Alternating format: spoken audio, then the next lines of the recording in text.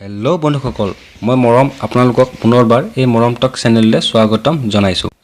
বন্ধুসকল, আজি আমি এই ভিডিঅ'টোত কিছুমান আচৰিত কিন্তু সঁচা কথাৰ বিষয়ে আলোচনা কৰিম। আশা কৰিছোঁ আপোনালোকে এই ভিডিঅ'টো চাই ভাল পাব আৰু লগতে যদি আপোনালোকে এই চেনেলটো ছাবস্ক্ৰাইব কৰা নাই তেন্তে দেৰি নকৰি চেনেলটো ছাবস্ক্ৰাইব কৰে যেন। আহক এতিয়া আমি ভিডিঅ'টো আৰম্ভ কৰোঁ।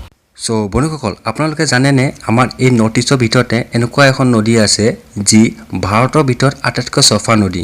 এই নদীখন আছে মেঘালয়ত, যাৰ নাম হ'ল ৱংগট ৰিভাৰ।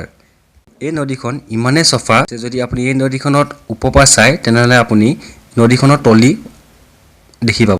আৰু লগতে যদি আপোনালোকে বিচাৰে এই নদীখনত আপোনালোকে নাৱত উঠি ঘূৰি ফুৰিব পাৰিব, কিন্তু কোনো ধৰণৰ বটল বা খোৱা বস্তু নিব নোৱাৰিব।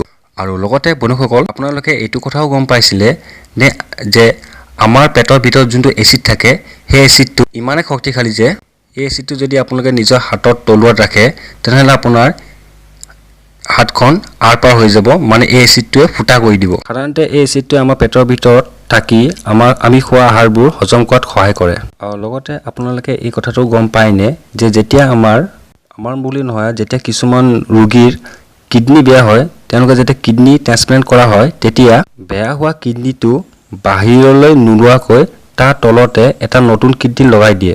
তেতিয়া আপোনাৰ ওচৰত 3টা কিডনী হৈ যাব। আৰু লগতে বন্ধুসকল, আপোনালোকে গম পায়নে যে অক্টোপাছৰ 9টা মগজু থাকে আৰু 3টা হাৰ্ট থাকে, আৰু অক্টোপাছৰ তেজৰ ৰংটো নীলা আৰু 9টা মগজু থকাৰ কাৰণে অক্টোপাছ বহুত স্মাৰ্টো হয়। আৰু বন্ধুসকল, পৃথিৱীত অকল এটাই এনেকুৱা সাপ আছে যি চৰাই নিচিনা বাহ সাজে।